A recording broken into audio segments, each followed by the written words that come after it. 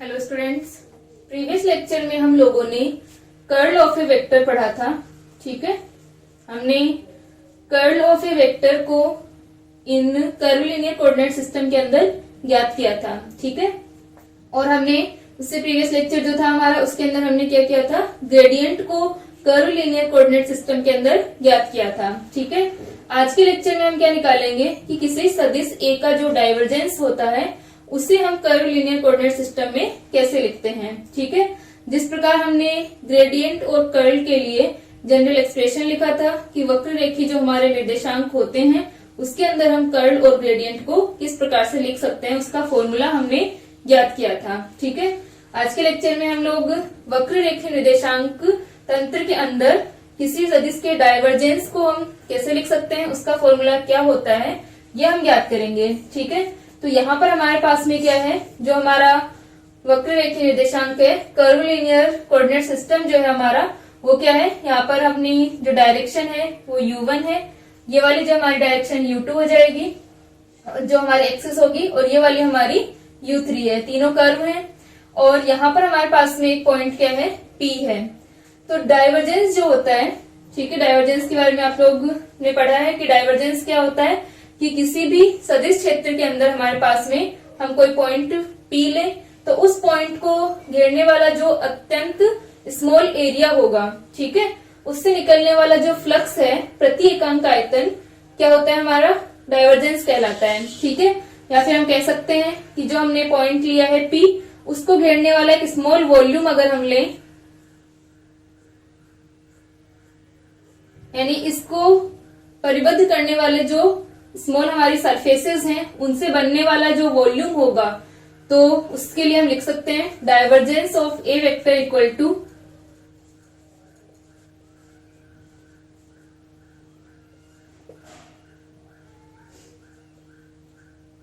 अगर हमारे पास में वॉल्यूम एलिमेंट जो है, यानी वॉल्यूम जो है वो कितना है, टो है, तो tau tends to 0, A vector dot D A vector, ठीक है, डिवाइडेड बाय टो।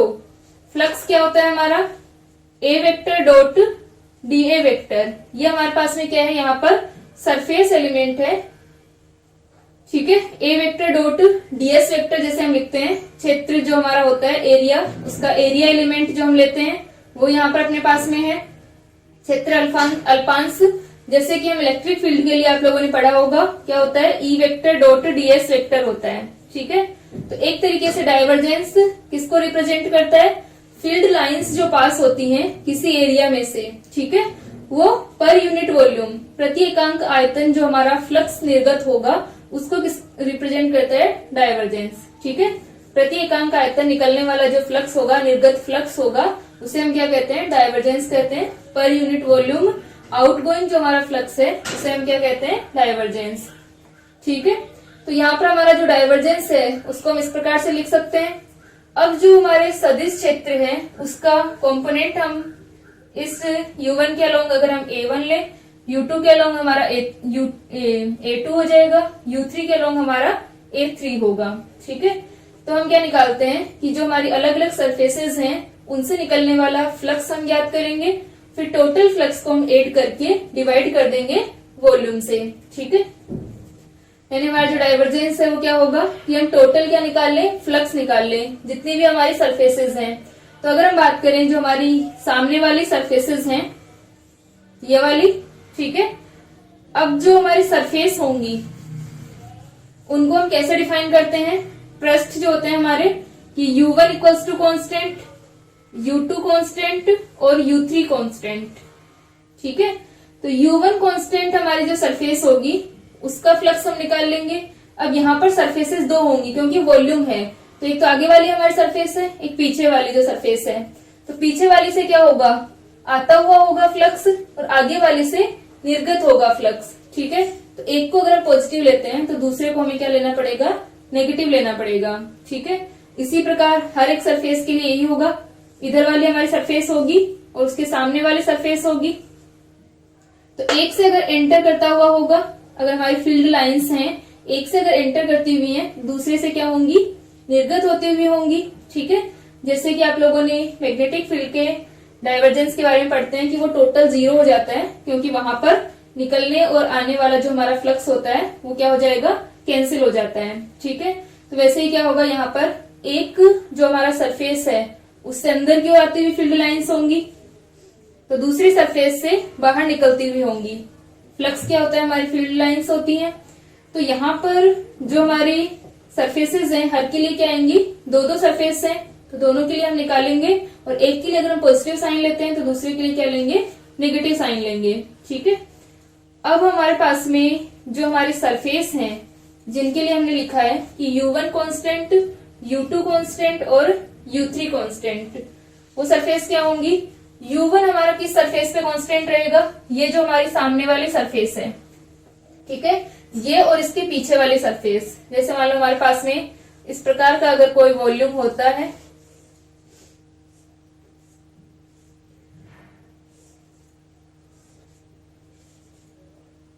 तो इस वॉल्यूम पर ये वाली जो सरफेस होगी उस पे U1 क्या रहेगा, कांस्टेंट रहेगा। अगर हम इसको x डिफाइन करें, इसको y और इसको z, तो इस वाली सरफेस पर x कांस्टेंट है। ये सरफेस क्या है, जो हमारी x एक्सिस है उसके ऊपर इस तरह से परपेंडिकुलर होगी, इस तरह से खड़ी हुई सरफेस होगी। ठीक है, तो इस पूरी सरफेस के लिए U1 का सिर्फ एक मान होगा, यहाँ पर है ये इस तरह से। तो इस सरफेस के लिए हमारा U1 क्या है, कांस्टेंट, और इसके पीछे वाले के लिए भी U1 कांस्टेंट होगा। ठीक है, क्योंकि यहाँ पर अगर वेरिएशन आएगा तो किस में आएगा, इधर अगर अपन चलते हैं तो y के अंदर चेंज, ऊपर की डायरेक्शन में अगर हम चलते हैं तो z में चेंज, इधर y में चेंज और इधर z में चेंज, यानी x कांस्टेंट रहता है। वैसे ही सामने वाली और इसके वाली जो पीछे वाली सरफेस है उस पर U1 कांस्टेंट रहेगा। इसी तरीके से इधर वाली और इधर वाली जो सरफेस होंगी उनके लिए U2 कांस्टेंट, और ये वाली जो टॉप सरफेस है और बॉटम वाली सरफेस है उसके लिए U3 कांस्टेंट होंगे। ठीक है, तो यहाँ से अपन इन पृष्ठों को डिफाइन कर सकते हैं कि एक तो हमारा U1 नियतांक पृष्ठ, U2 नियतांक पृष्ठ और U3 नियतांक पृष्ठ। ठीक है, और इन सभी से निकलने वाला हमारा फ्लक्स हम ज्ञात कर लेंगे, और उस फ्लक्स को जब हम वॉल्यूम से डिवाइड कर देते हैं तो हमारा क्या होता है, डाइवर्जेंस होता है। ठीक है, तो वैसे डाइवर्जेंस के बारे में आप लोग पढ़ चुके हैं। यहाँ पर सिर्फ हम क्या निकाल रहे हैं कि जो हमारा डाइवर्जेंस होता है उससे हम कर्व लीनियर कोऑर्डिनेट सिस्टम में कैसे निकालते हैं। ठीक है, तो डाइवर्जेंस ऑफ ए हम लोग लिख सकते हैं किसी सदिश क्षेत्र का डाइवर्जेंस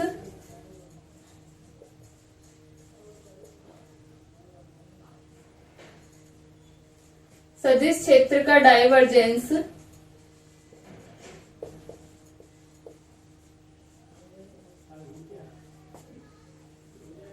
निम्न प्रकार लिखते हैं।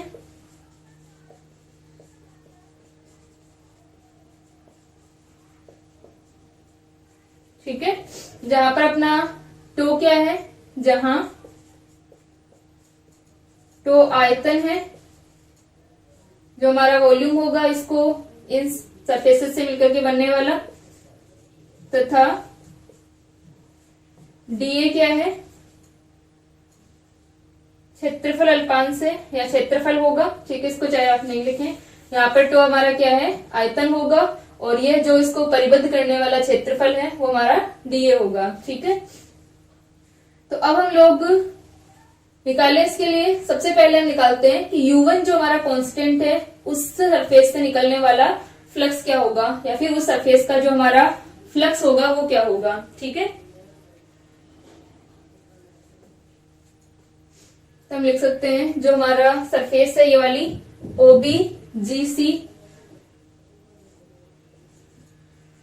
OBGC पृष्ठ U1 इक्वल्स टू कॉन्स्टेंट से पारित सदिश A का फ्लक्स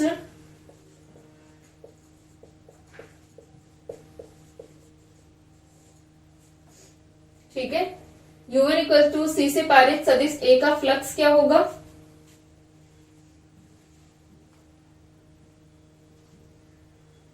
तो A का फ्लक्स अपने पास में आ जाएगा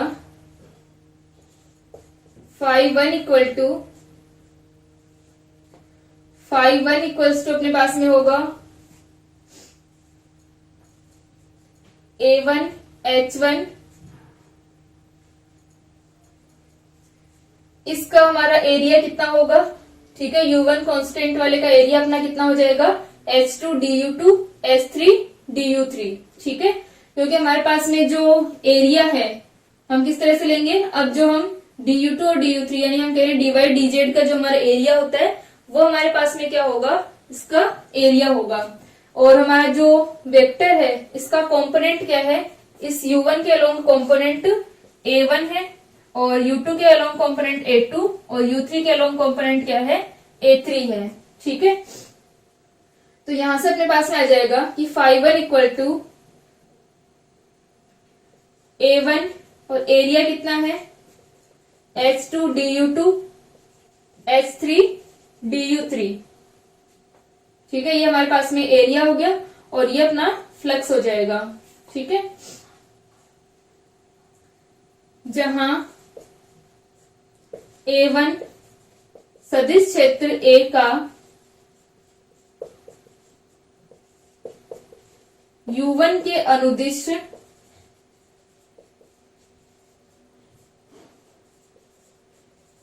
घटक है, ठीक है। सदिश क्षेत्र A का U1 के अनुदिश क्या है, घटक है ये। तो φ1 equals to A1 H2 DU2 H3 DU3। अब हम लोग निकालें जो हमारा दूसरी सरफेस है U1 कांस्टेंट वाली, ये AFED। तो इससे पारित हमारा फ्लक्स क्या होगा, पृष्ठ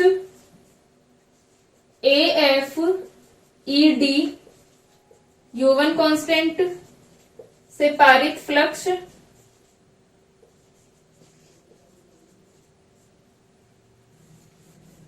वो हमारे पास में आ जाएगा φ1 डैश, ठीक है।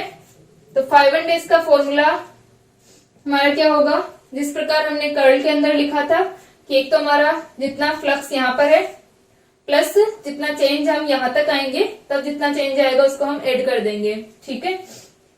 इसको लिख लो एक बार।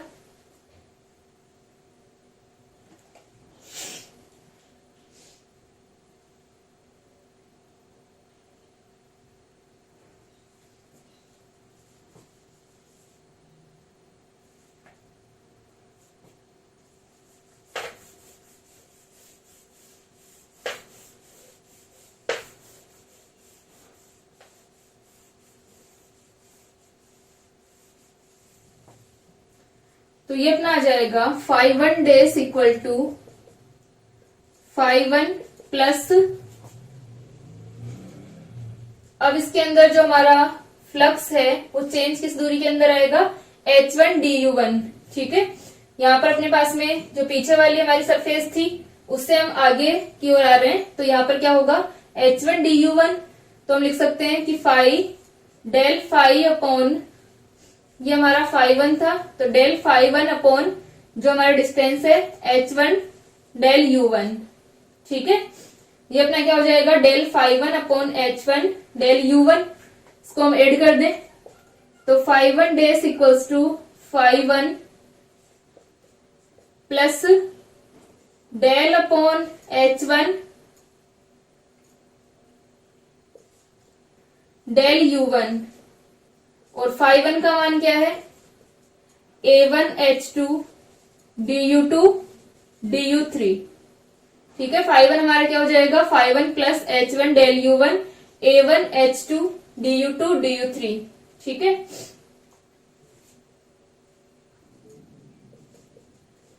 H2 और H3 DU2 और DU3, तो ये हमारे पास में φ1 डैश आ गया, ठीक है।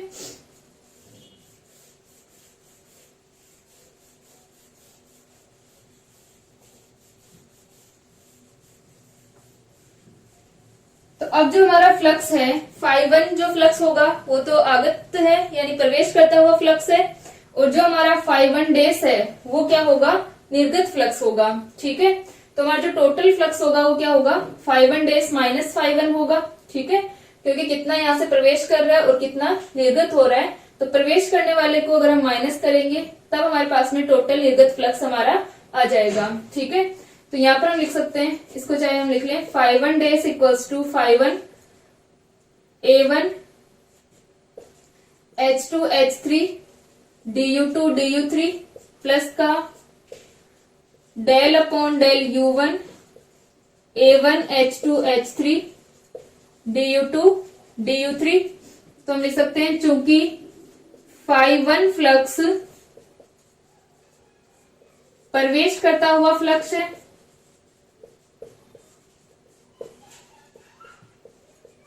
है, तथा यहां पर अपने पास में इसको हम मल्टीप्लाई करेंगे H1 DU1 से।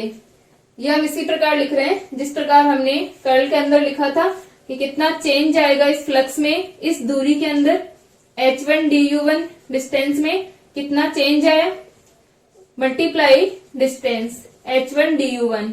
ठीक है, यानी जितना चेंज है उसको हम मल्टीप्लाई कर देंगे तो हमारे पास में क्या आ जाएगा, चेंज आ जाएगा। किसके रिस्पेक्ट में चेंज हो रहा है वो हम निकाल लेंगे, मल्टीप्लाई बाय जिस डिस्टेंस में हमारा चेंज आ रहा है।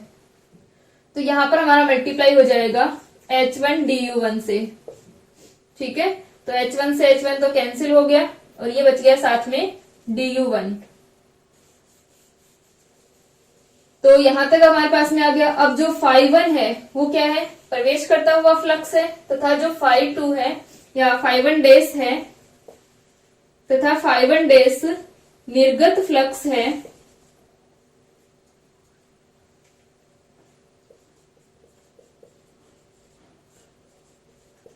अतः कुल निर्गत फ्लक्स कितना होगा।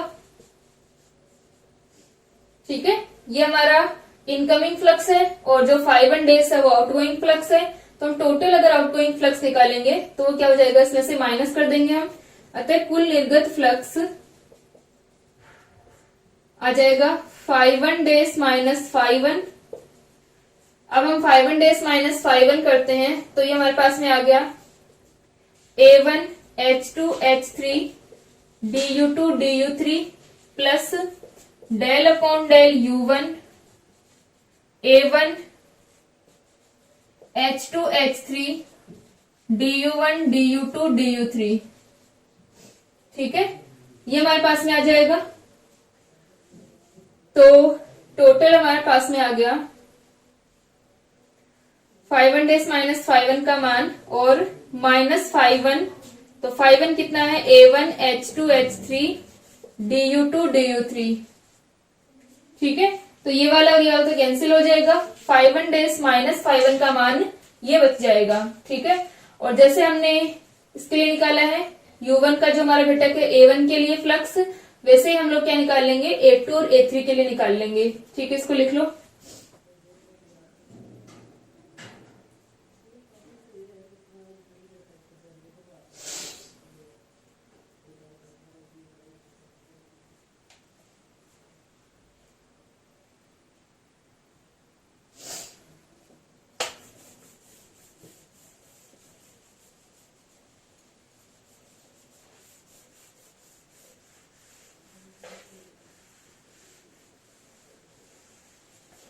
ठीक है, तो यहां पर हमारे पास में आ जाएगा U1 इक्वल्स टू कॉन्स्टेंट पृष्ठों से निर्गत कुल flux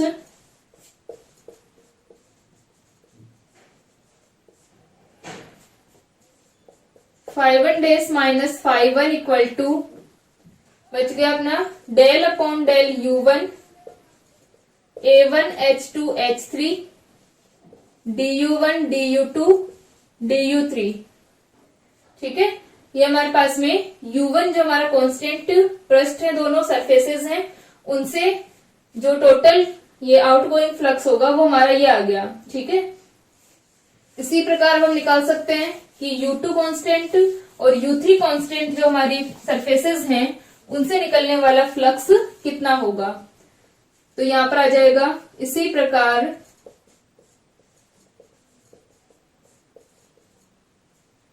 U2 equal to constant पृष्ठों, U2 इक्वल टू कॉन्स्टेंट पृष्ठ कौन से हमारे, ये वाला जो पृष्ठ होगा OADC तथा ये वाला पृष्ठ FBGE से निर्गत कुल फ्लक्स। ठीक है, अब जो हमारे ये दोनों पृष्ठ हैं, दोनों सरफेसेस जिनके लिए U2 कांस्टेंट है, उससे जो आउटगोइंग फ्लक्स होगा वो कितना हो जाएगा, φ2 डैश माइनस φ2। इसको भी हम कैसे लिखेंगे, φ2 का हमारा मान क्या होगा, A2 H2 A2, और एरिया कौन सा आएगा, ये वाला हमारा एरिया क्या है, H1 DU1 H3 DU3। ठीक है, ये वाला हमारा एरिया क्या होगा, ये हमारी लाइन जो है वो कौन सी है, सीधी वाली लाइन हमारी H3 DU3 की, और ये वाली जो हमारी एक्सिस आ रही है वो कौन सी आ रही है, U1 आ रही है, H1 DU1। तो एरिया कितना हो जाएगा, H1 DU1 H3 DU3। तो φ2 का मान कितना हो गया, वेक्टर इंटू एरिया, तो A2 इंटू एरिया आ गया हमारे पास में। और φ2 डैश अगर हम निकालेंगे, ये हमारे पास में इस वाले के लिए आएगा, इस वाली सरफेस के लिए जो प्रवेश करता हुआ है। ठीक है, निर्गत हम निकालेंगे तो निर्गत कितना आ जाएगा, φ2 डैश का मान हमारा आ जाएगा जितना यहां तक का फ्लक्स था प्लस जितना चेंज इसके अंदर आया है। ठीक है, यानी φ2 प्लस चेंज हम कैसे निकालते हैं, ठीक है, चेंज हमारा हो जाएगा किस दूरी के रिस्पेक्ट में चेंज हो रहा है, del upon H2 del U2। ठीक है, और टोटल हमारा change A2 H1 DU1 H3 DU3। ठीक है, ये हमारे पास में आ गया चेंज, और इस दूरी के रिस्पेक्ट में, और इनटू दूरी H2 DU2। ठीक है, ये हमारे पास में चेंज इनटू दूरी हम लिख लेते हैं। तो ये हमारा क्या होता है, φ2 डैश का मान होता है, और φ2 डैश माइनस φ2 हमारे पास में टोटल आउटगोइंग फ्लक्स आ जाएगा U2 कांस्टेंट सरफेस से। ठीक है, तो यहाँ पर φ2 डैश माइनस φ2 का मान हम लोग निकालेंगे इसी प्रकार। तो ये हमारा आएगा del upon del U2 A1 H2 H3, तो A2 H3 H1 DU1 DU2 DU3, और इसी प्रकार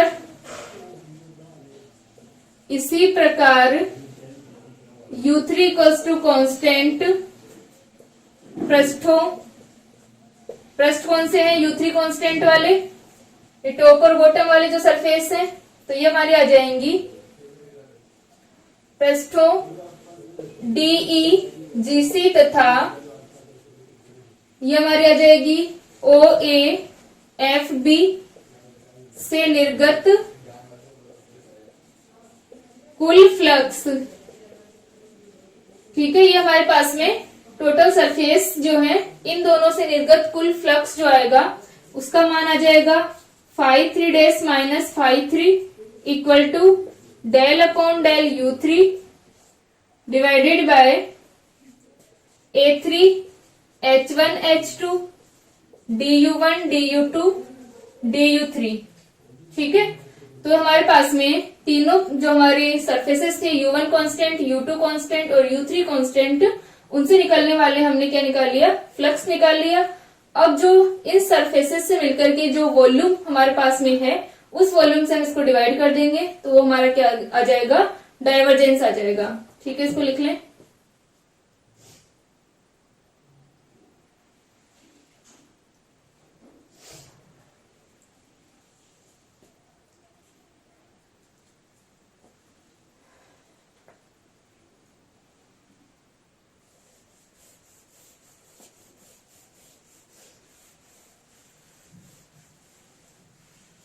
ठीक है, यहां तक हो गया। तो अब हमारे पास में जो नेट फ्लक्स होगा हम लिख सकते हैं, अतः पूर्ण बंद वक्र से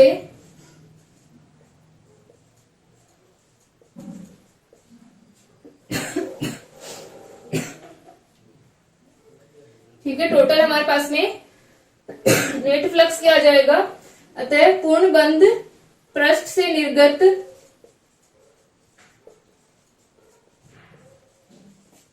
नेट फ्लक्स कितना होगा हमारा, A vector dot DA vector कितना आ जाएगा, A vector dot D A vector का हमारे पास में मान आ जाएगा, टोटल हम सबको ऐड कर देंगे, del upon del U1 A1 H2 H3 DU1 DU2 DU3 plus del upon del U2, ठीक है, इन तीनों को हम क्या कर रहे हैं, ऐड कर रहे हैं, तो del upon del U2 A2 H3 H1 DU1 DU2 DU3 plus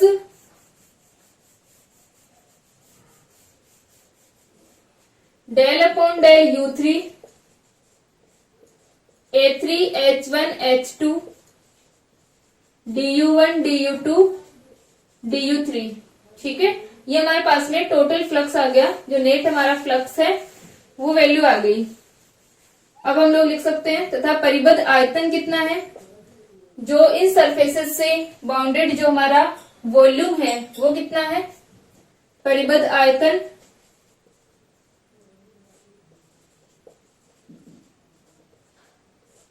परिबद्ध आयतन हमारे पास में आ जाएगा to equals to H1 H2 H3 DU1 DU2 DU3। कैसे निकालेंगे हम इसको, H1 DU1 H2 DU2 H3 DU3, तो टोटल हो जाएगा H1 H2 H3 DU1 DU2 DU3। अब हम इसको डिवाइड कर देंगे, इससे हम डिवाइड करते हैं तो हमारे पास में क्या आ जाएगा हमारे पास में इसका डाइवर्जेंस आ जाएगा, ठीक है, तो हम इसको डिवाइड करें, ठीक है, इसको लिख लो एक बार,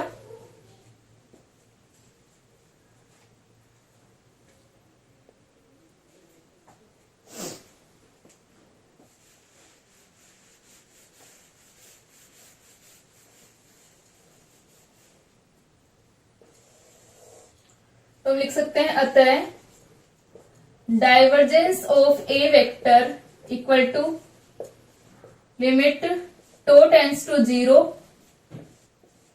ए vector dot D A vector कुल फ्लक्स, ठीक है, टोटल हमारा जो यहाँ पर निर्गत फ्लक्स होगा डिवाइडेड बाय वॉल्यूम आयतन, ठीक है, तो ये अपना आ जाएगा divergence of A vector, divide कर दे हम वॉल्यूम से तो 1 अपॉन H1 H2,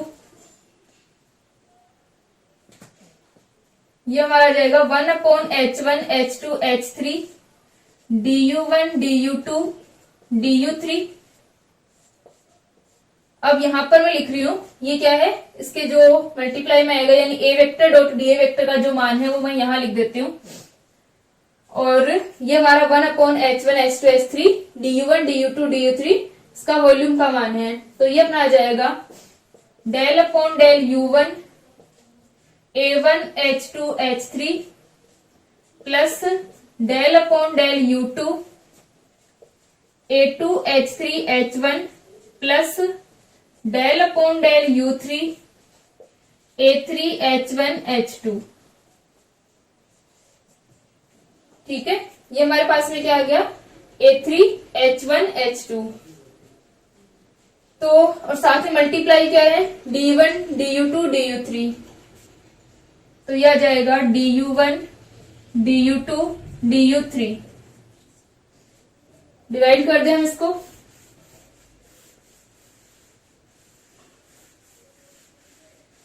तो किसी सदिश का जो डाइवर्जेंस हमारे पास आएगा, डाइवर्जेंस ऑफ ए वेक्टर वो कितना आ जाएगा 1 upon H1 H2 H3 DU1 DU2 DU3 cancel हो जाएगा, तो बच जाएगा del upon del U1 A1 H2 H3 plus del upon del U2 A3 A2 H3 H1 plus del upon del U3 A3 H1 H2, ठीक है, ये हमारे पास में क्या आ गया किसी वेक्टर का डाइवर्जेंस। तो हम लोगों ने जो हमारे प्रीवियस लेक्चर्स थे उसमें हम लोग ग्रेडियंट, कर्ल और डाइवर्जेंस निकाल रहे हैं, तो हमने ग्रेडियंट ऑफ फाई निकाला, इससे हम डाइवर्जेंस ऑफ ए को हम डेल डॉट ए से लिखते हैं, ठीक है। तो यहाँ पर हमने ग्रेडियंट ऑफ फाई निकाला। ग्रेडियंट ऑफ फाई हमारा क्या आया था, किसी स्केलर का हम क्या निकाल रहे थे, ग्रेडियंट निकाल रहे थे, वो हमारी एक वेक्टर क्वांटिटी आती है, ठीक है। E1 कैप, E2 कैप और E3 कैप के अंदर आया था, ठीक है। इस प्रकार से आया था हमारे पास में कि E1 कैप अपॉन H1 और del phi upon del U1, E2 cap upon H2 del phi upon del U2 plus का E3 cap upon H3 del phi upon del U3। तो हम जो स्केलर का ग्रेडियंट निकालते हैं वो हमारे पास में क्या आती है, एक वेक्टर क्वांटिटी आती है, एक सदिश राशि आती है, ठीक है। इसी प्रकार हमने कर्ल निकाला था, कर्ल ऑफ ए वेक्टर, हम सदिश का कर्ल निकाल रहे थे और वो हमारे पास में वेक्टर फॉर्म में ही आता है। E1 कैप, E2 कैप और E3 कैप की फॉर्म में ही आया था। और जब हम डाइवर्जेंस निकालते हैं किसी वेक्टर का, तो यहाँ पर हमारा जो डाइवर्जेंस है, डाइवर्जेंस को भी हम डेल डॉट ए की फॉर्म में लिखते हैं, लेकिन यहाँ पर इस ऑपरेटर और वेक्टर के साथ में क्रॉस प्रोडक्ट अगर होगा तो वो तो क्या कहलाता है, कर्ल कहलाता है। और इस डेल ऑपरेटर और इस वेक्टर का डॉट प्रोडक्ट जो होगा वो क्या कहलाता है, डाइवर्जेंस कहलाता है। तो ये हमारे पास में यहाँ पर डायरेक्शन इंक्लूड नहीं है, तो ये हमारे पास में स्केलर आता है, ठीक है, क्योंकि ये उस अमाउंट को बताता है जो फ्लक्स यहाँ पर निर्गत हो रहा है, ठीक है।